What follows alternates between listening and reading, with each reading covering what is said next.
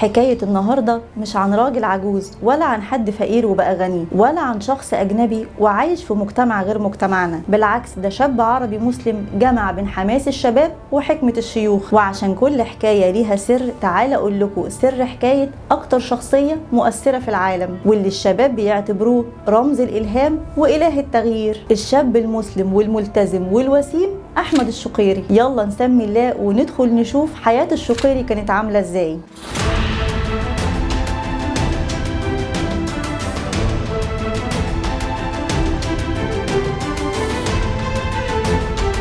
اسمه بالكامل أحمد مازن أحمد أسعد الشقيري. اتولد في 6 يونيو سنة 1973 في جدة. الشقيري أصلا من أصول حجازية وعيلته من قبيلة الشقيرات، وكمان حفيد السياسي المعروف أحمد أسعد الشقيري رئيس منظمة التحرير الفلسطينية. الشقيري عيلته مش متدينة قوي، بس أهم حاجة بالنسبة لهم التعليم والأخلاق، وعشان كده بعد ما خلص دراسته الثانوي في مدرسة المنارات في جدة، وزي الأسر الغنية اللي كانت بتبعت ولادها تكمل دراستها بره، سافر الشقيري أمريكا عشان يكمل دراسته الجامعية هناك. وقتها كان يدوب عنده 17 سنة، والحقيقة إنه كان متفوق جدا، وأخد بكالوريوس إدارة نظم المعلومات ومن بعدها ماجستير إدارة الأعمال من جامعة كاليفورنيا. ورجع بلده السعودية ومسك شغل والده. الشقيري بقى رجل أعمال كبير وعنده شركة تجارية، بس الملفت للنظر واللي انتبه له الشقيري من بدري إنه كان بيحب العمل التطوعي، لدرجة إنه بيحكي عن أهدافه وبيقول إن كان في فايل على الكمبيوتر القديم بتاعه مكتوب عليه أهدافه لسنة 2000. الكلام ده كان في التسعينات، يعني أهدافه كمان 10 سنين. فكان من ضمن الأهداف إنه يوسع شركته، وده حلم طبيعي لأي رجل أعمال. لكن اللي مش طبيعي إنه يبقى كاتب إنه نفسه يفتح مستشفى خيري ويكفل أيتام كتير. وعلى فكرة حلم التطوع ما فرقش الشقيري لما دخل الإعلام. هتقولوا لي طب وإيه علاقة الإعلام بالتطوع؟ هقول لكم إن كل الفلوس اللي كان بيكسبها الشقيري كانت بتروح للأعمال الخيرية. ده غير بقى إن هو نفسه دخل الإعلام بالصدفة عن طريق التطوع،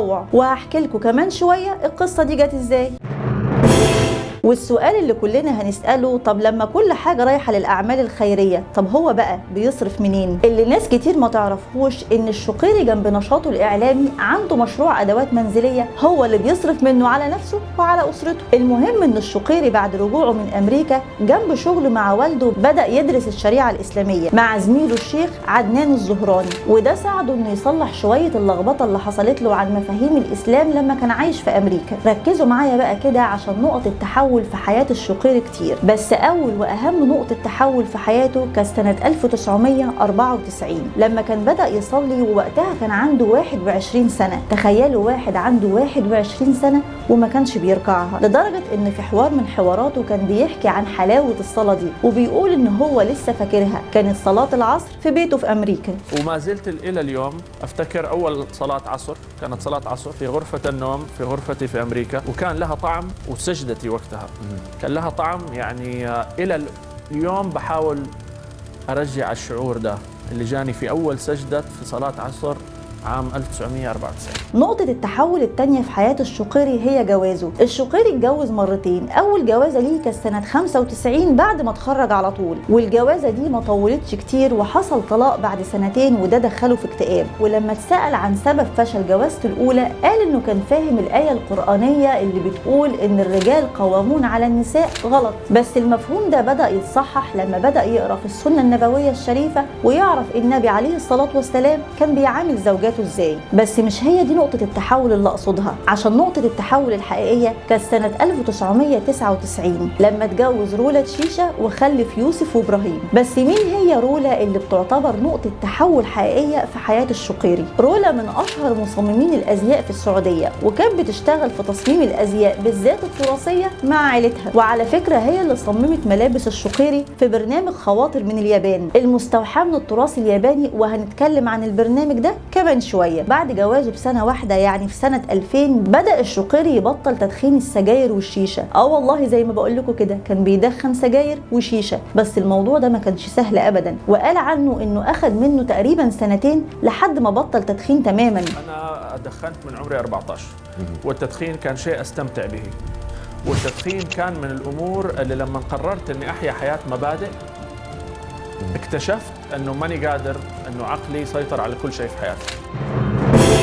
نيجي بقى لنقطة التحول اللي عرفتنا على الشقيري وبقى الشقيري اللي بنتكلم عنه النهاردة، وهي دخوله الإعلام بالصدفة في 2002. بس قبل ما نعرف هو دخل الإعلام إزاي، تعالوا نعرف الأول هو دخل الإعلام ليه. الشقيري بقى لما اتسأل السؤال ده جاوب إجابة غريبة جدا، قال إن أحداث 9/11 أو 11 سبتمبر اللي حصلت في أمريكا في 2001 أثرت فيه جدا. طب وانت مالك يا شقيري؟ قال عشان قضى سنين عمره المهمة في أمريكا، وإن هو حس بخطورة الوضع ولازم يوعي الشباب العربي ويعلمهم الدين الإسلامي الصحيح بشكل معتدل. ومن وقتها وهو بيفكر في الطريق المناسب لحد ما جات له الفرصة في 2002. كان في برنامج اسمه يلا شباب، المعد بتاعه صديق الشقيري، فعرض عليه إنه يشاركوا الإعداد، والشقيري وافق، وده كله من باب التطوع، ما خدش ولا مليم. وكان هدف البرنامج تحسين المجتمع بشكل عام وبالذات الشباب. لكن القدر لعب لعبته، وجنب الإعداد دخل كمان الشقيري في تقديم البرنامج. ومن بعدها والدنيا مشيت، واشترك الشقيري في برنامج رحلة مع داعية أمريكي اسمه الشيخ حمزة يوسف، اللي اتعرض وقتها على الMBC. وكانت فكرته إن مجموعة شباب يرافقوا الشيخ حمزة في أماكن كتير ومن ضمنها أمريكا، والبرنامج ده برضه يكسر الدنيا. بس الأمور مش هتمشي حلوة كده على طول، والدنيا مش هتبقى سالكة دايما، وبدأت الأمور تتلخبط والمشاكل تظهر، واللي دايما الشقيري كان بيسميها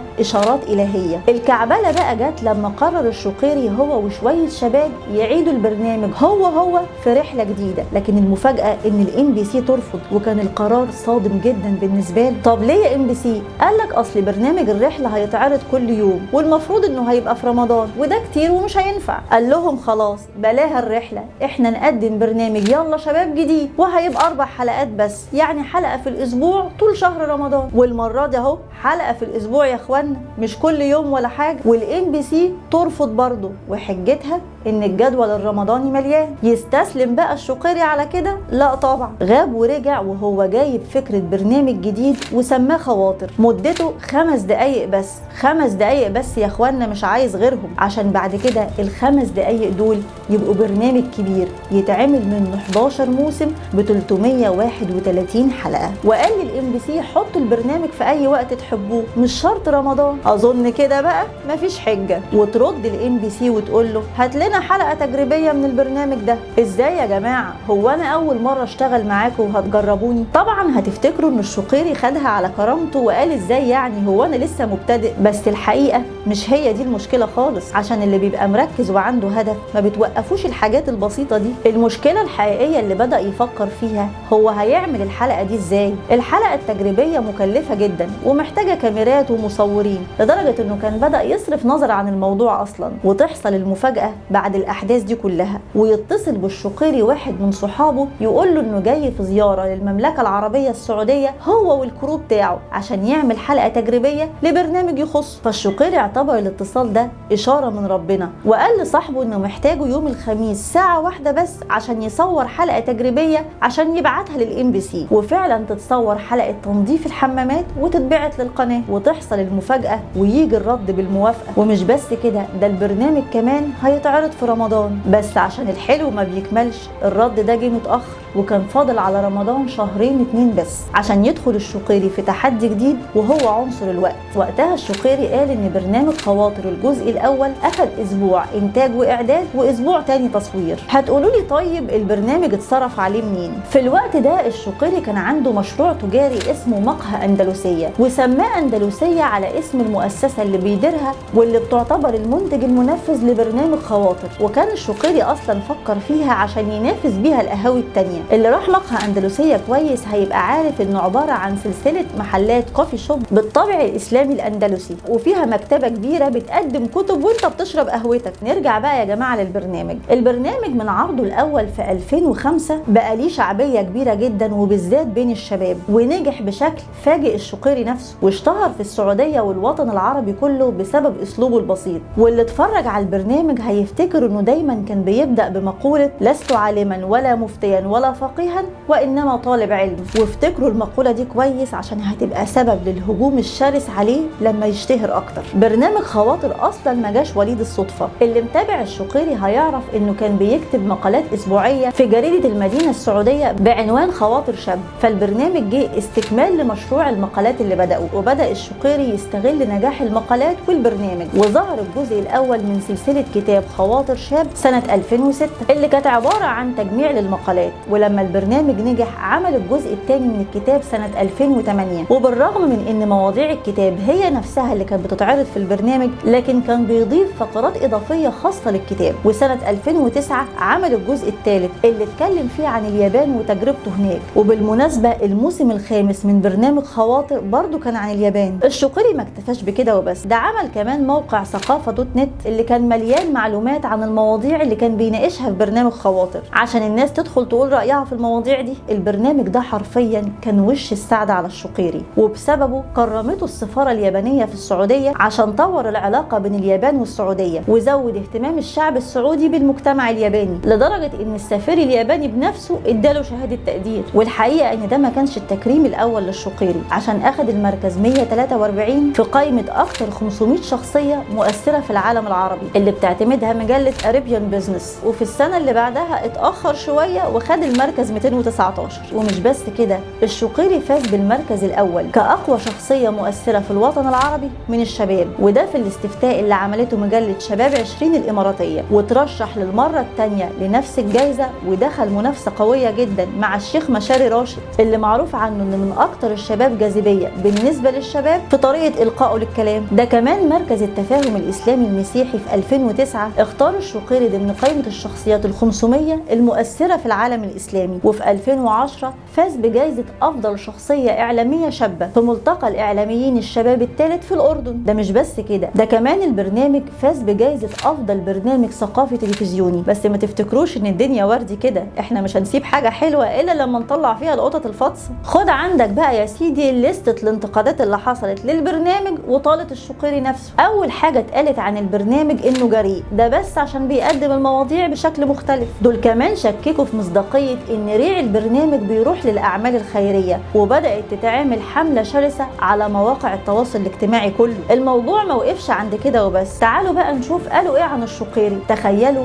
انه قالوا عليه انه مش متمكن. طب ليه يا جماعة جبتوا الكلام ده منين؟ قالك اصله بيقول في اول كل حلقة لست عالما ولا فقيها ولا مفتيا وانما طالب علم. يبقى الراجل ده مش متمكن بقى يا جماعة اللي متواضع تقولوا عليه مش متمكن؟ ده حتى قصة طالب علم دي ما سابوهاش في حالها. قالك الموضوع كله مش طلب علم ولا حاجة، ده ملابس ماركات وسفريات واعلانات. طب ما هو الراجل اصلا غني يا جماعة، ده رجل اعمال يا اخوانا. بس الشقيري ما اهتمش بده كله، ووسط الاحداث دي كلها بدأ يتبنى حملة للدفاع عن النبي عليه الصلاة والسلام، وينشر فيديو باللغة الانجليزية على الانترنت يرد فيه على صناع الفيلم المسيء للنبي عليه الصلاة والسلام. وما اكتفاش بكده وبس، ده كمان عمل برنامج لو كان بينا بيتكلم فيه عن شكل تصرفاتنا لو كان النبي عليه الصلاة والسلام موجود في وسطينا، وهل كان هيرضيه افعالنا ولا لا. ولما برنامج خواطر وقف في 2011 شاف الشقيري مع مجموعة الفوزان وشركة أصول والمركز الطبي الدولي ان المشاريع دي كلها لازم تاخد شكل تاني، فأسس شركة سماها أرامل إحسان القبضة الغير ربحية، وكان هدفها تنتج برامج تلفزيونية توعي الناس